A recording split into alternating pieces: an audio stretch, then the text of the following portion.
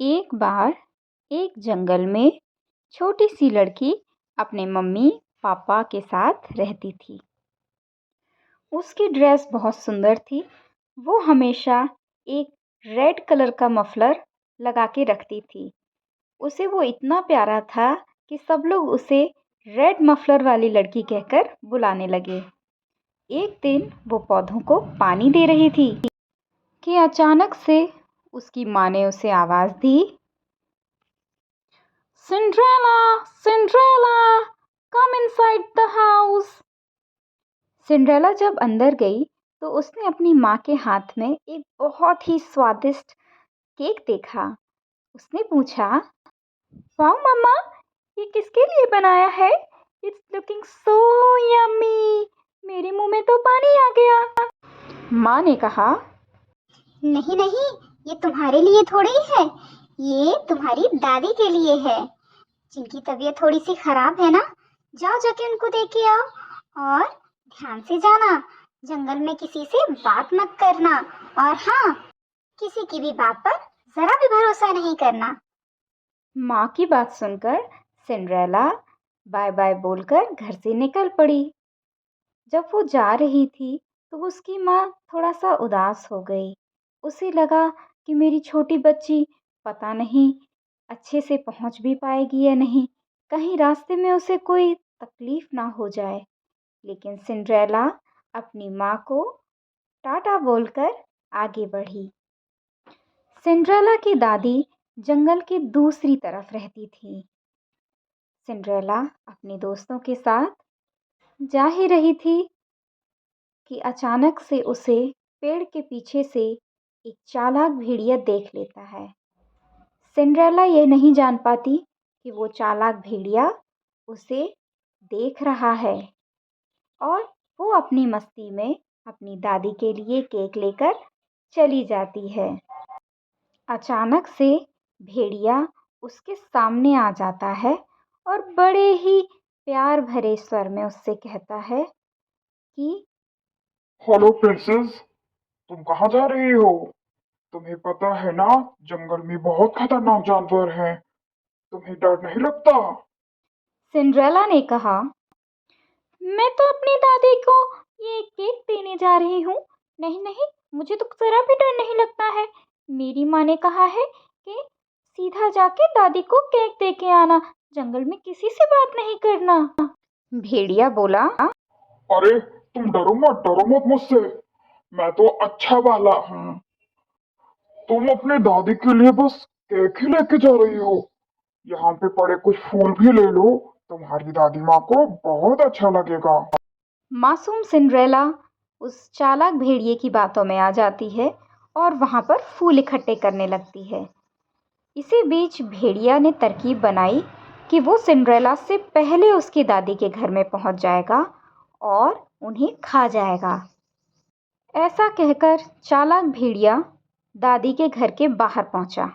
दरवाज़ा खटखटाया और बोला और दरवाज़ा खटखटाने लगा। दादी ने अंदर से आवाज़ दी कि कौन है? तो भेड़िए ने सिंड्रेला की आवाज़ में बोला, दादी माँ, मैं हूँ सिंड्रेला, आपके लिए केक लेके आई हूँ। सिंड्रेला की आवाज़ सुनकर दादी दरवाज़ा खोल देती है और भेड़िया घर के अंदर घुस जाता है। भेड़िया जब अंदर गया तो दादी ने उसे देखा और दादी चौंक गई। उसने कहा कि तुम कौन हो और घर के अंदर क्या कर रहे हो? चालाक भेड़िए ने कहा, मुंह बंद कर बुढ़िया अपना, अब मैं तुझे खा जाऊंगा। बहुत जोरों से भूख आई है। और ऐसा कहकर वो भेड़िया दादी को बिना चबाए ही निगल जाता है। दादी को खाने के बाद उसके दिमाग में एक और तरकीब आई। उसने सोचा, क्यों ना वो दादी के कपड़े पहनकर बिस्तर पर लेट जाए और जब सिंड्रेला आ जाए तो उसको भी वो खा लेगा।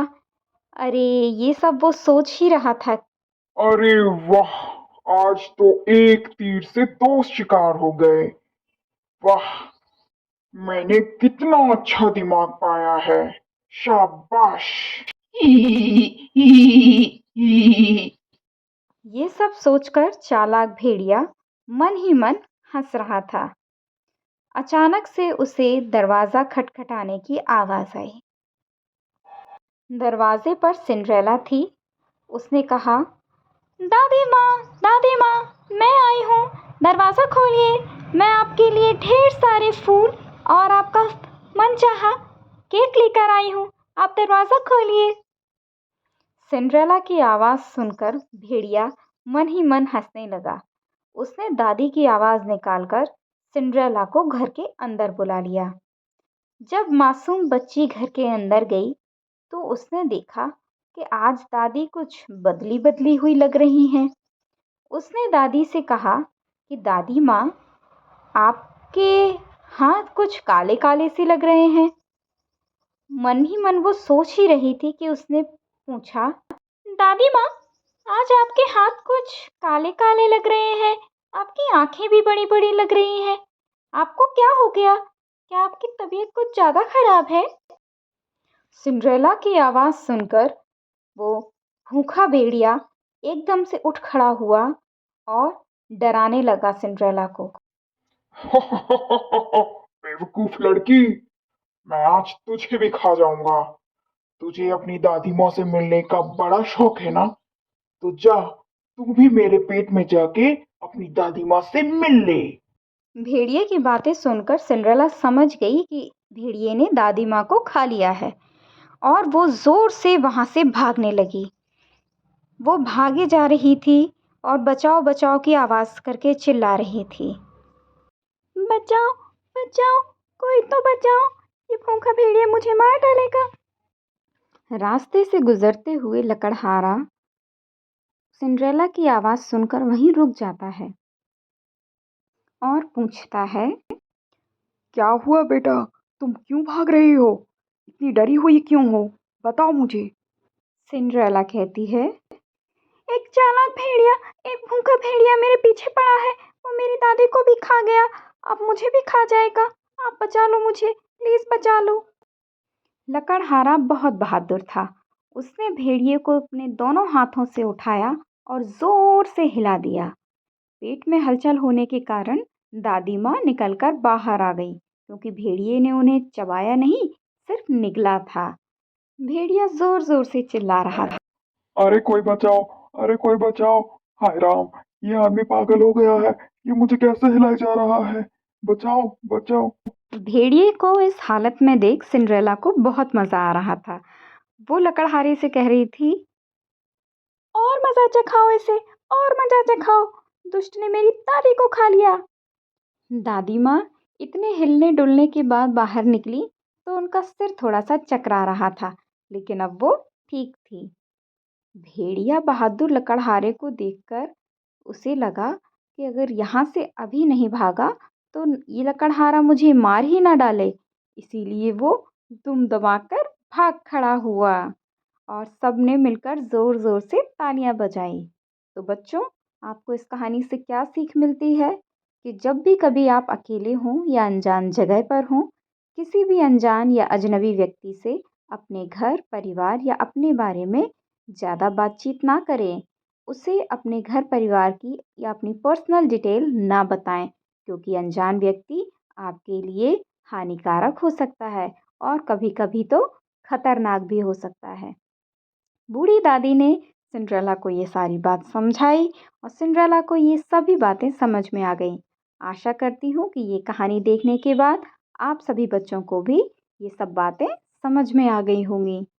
मिलेंगे अगली वीडियो में, तब तक के लिए बाय बाय। चैनल को लाइक और सब्सक्राइब ज़रूर करिएगा।